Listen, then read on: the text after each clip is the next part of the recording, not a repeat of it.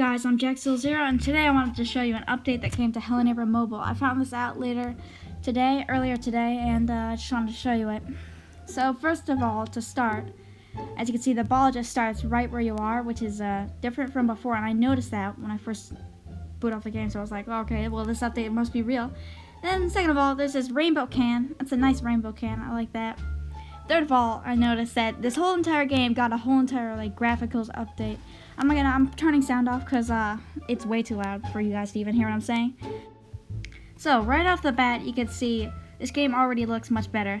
So you can see in the house, you can see all the floors. They have like a certain shine to it and everything. And you can see how the TV too, if I turn it on, you can also see how it has some reflections on it, which is pretty cool. And some different physics stuff, like you can see I just went flying through the door, and there's a lot of that in Act 3, so I'll show you that a little bit later. And you might notice the nice ray tracing on the window, or reflections, whatever you want to call it. But what I was talking about is in here, notice when I block the door and then I take this off, you can see it kind of wiggle. Let me just take this off for a second, and you can see it wiggled, it tilted a little bit. That's because the second you interact with something on the other side of the door, the thing on the other side of the door, the physics break. It starts all the items that are on stuff, on little hooks and everything, those are all meant to be there and everything. They were placed there, and they don't exactly apply to physics, so they don't all wiggle around and everything, and they work. But the second you even slightly interact with it, it starts wiggling. So you can notice the ray tracing on the window, and you can also notice the blue. There's different shades of blue on the house, but it means that when I grab a key, say I grab the car key, it's gonna wiggle a little bit before that. So you can also see the roof is kind of shinier now, which also looks much better, I think. I don't know why this just randomly happened. I didn't even have to update the game. I guess it just happened. And the update, it looks pretty cool. I think it's meant to they kind of change some items and stuff to make it so it can run. I go through the puzzles. You can also see the ray tracing on that window. It looks pretty nice.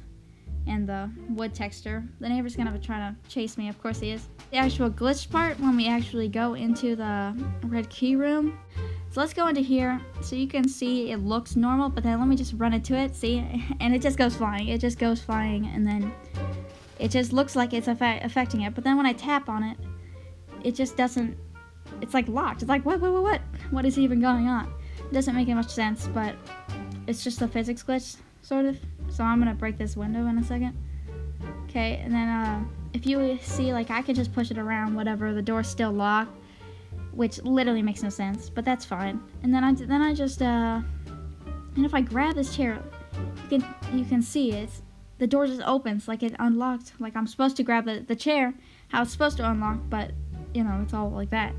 So I could show you the basement, but it's just mostly some more ray tracing stuff. No funny glitches or anything.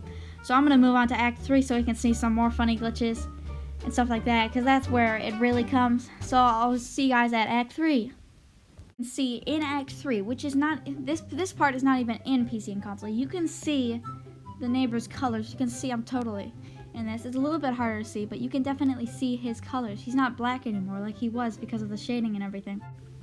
It's interesting how he has all his color back, so that's kind of cool.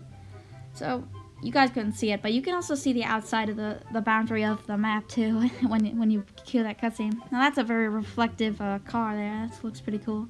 I don't think the ruined neighbor house has any color affecting it or anything. I don't think it looks any different.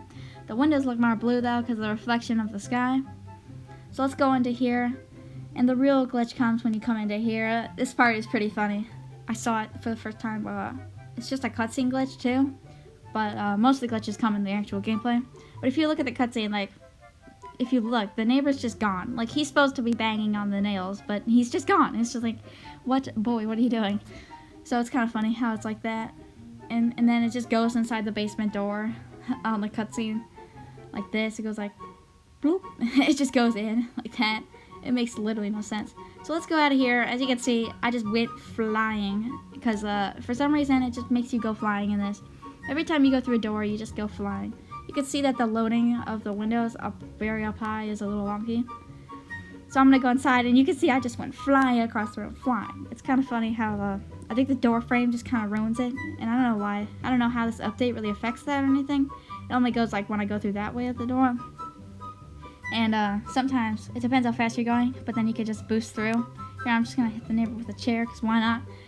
And let's go through here. And this is like, the glitches just keep coming, man. They just keep coming. So let's go over here.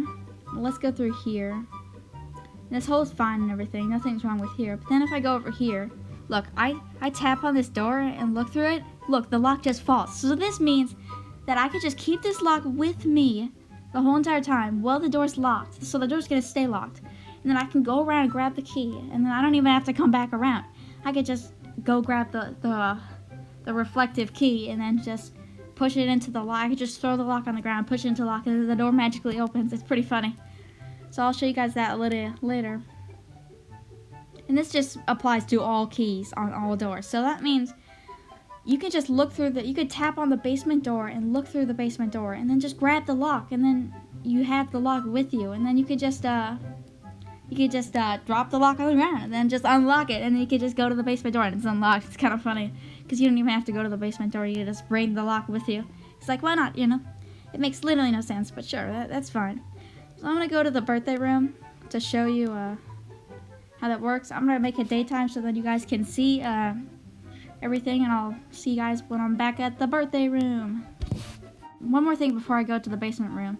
Or the birthday room, I see like when I hold the lock, it doesn't even appear. Like it's just in my hand, I'm holding it, but it's not even there.